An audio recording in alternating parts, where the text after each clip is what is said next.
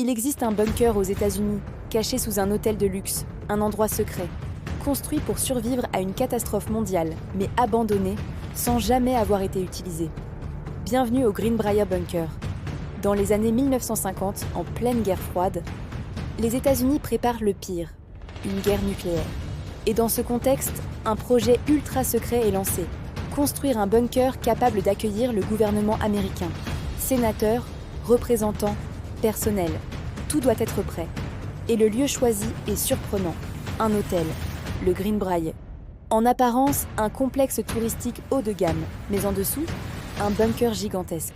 Des salles de réunion, des dortoirs, des réserves, un système autonome, capable de fonctionner pendant des semaines, sans contact avec l'extérieur. Tout est prévu, même des faux studios pour diffuser des messages à la population. Mais ce bunker n'a jamais servi. Il est resté caché pendant des décennies, jusqu'à ce qu'il soit révélé dans les années 1990, et abandonné ensuite. Mais malgré son état contrôlé, le lieu intrigue, parce que certains employés et visiteurs parlent avec de sensations étranges. Pas paranormales au sens classique, mais dérangeantes. Certains évoquent en impression d'enfermement très forte, comme si les murs étaient plus proches, comme si l'air manquait. D'autres racontent des bruits, des sons métalliques, des claquements, alors que le bunker est censé être vide.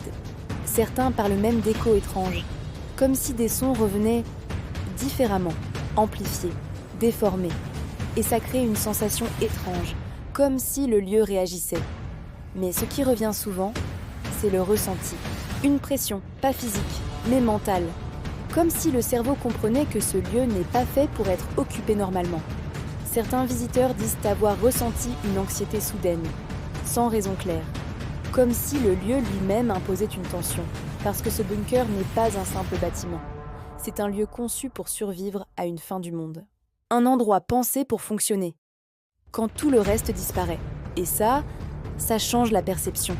Les sceptiques expliquent ces sensations facilement. Un environnement fermé, sans lumière naturelle, avec des structures en béton et métal. Tout cela peut influencer le mental, créer du stress, de l'inconfort. Mais malgré ça, les témoignages restent similaires. Encore et encore, toujours cette idée de pression, d'enfermement, de malaise. Et c'est ça qui intrigue. Pourquoi un lieu jamais utilisé provoque-t-il autant de réactions ? Est-ce uniquement l'idée de ce pourquoi il a été construit ? Ou est-ce lié à son atmosphère ? Parce que même aujourd'hui, le bunker existe toujours, visitable dans certaines conditions, mais jamais complètement ouvert. Et quand on y entre, on comprend vite. Ce n'est pas un lieu comme les autres. C'est un endroit conçu pour une situation extrême. Et ça se ressent. Alors pose-toi cette question.